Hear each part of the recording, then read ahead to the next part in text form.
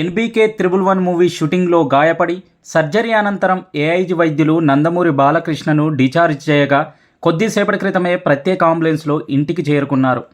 అయితే బాలకృష్ణ వస్తున్నారనే సమాచారంతో అభిమానులు వేలాదిగా తరలి వస్తున్నారు.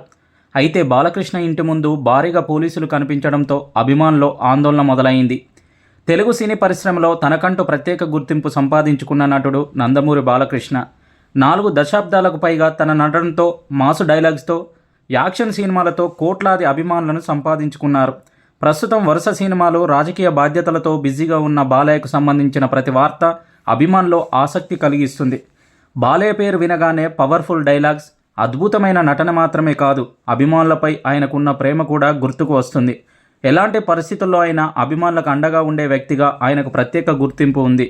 సినిమాలలో ఎంతో బిజీగా ఉన్న ప్రజలకు అవసరం వచ్చినప్పుడు స్పందించడం, అభిమానులను కలవడం, సహాయం చేయడం వంటి విషయాలలో బాలకృష్ణ ఎప్పుడూ ముందుంటారు. కాకినాడ, రాజమండ్రి పరిసర ప్రాంతాల్లో ఎన్బీకే 111 కోసం భారీ యాక్షన్ సీక్వెన్స్ తెరకెక్కిస్తున్నారు. ఆ సన్నివేశాన్ని చిత్రీకరిస్తున్న సమయంలో బాలకృష్ణకు గాయమైంది. కండరాలు పట్టి మజిల్ టియర్ ఏర్పడింది. దగ్గరలోని ప్రైవేట్ ఆసుపత్రిలో ప్రాథమిక చికిత్స అనంతరం హైదరాబాదులోని ఏఐజీ ఆసుపత్రికి తరలించారు. అక్కడ ఆయన ఎడమ మోకాలి భాగంలో గాయమైనట్టు, దాంతో మోకాలి చుట్టూ ఉన్న కణజాలాలు దెబ్బతిన్నట్లు వైద్యులు గుర్తించారు. బాలకృష్ణకు సుమారు 3 గంటల పాటు సర్జరీ చేశారు. ఆయన మోకాలికి నీ క్యాప్ అమర్చారు. ఎటువంటి సమస్య లేకుండా ఆపరేషన్ విజయవంతంగా పూర్తి చేసి బాలకృష్ణను డిశ్చార్జ్ చేశారు. అయితే బాలకృష్ణ వస్తున్నారనే సమాచారంతో అభిమానులు వేలాదిగా తరలి వస్తున్నారు.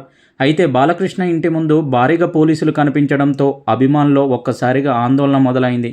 ఇప్పుడు ఈ విషయాలు సోషల్ మీడియాలో ఎంతో వైరల్ అవుతున్నాయి.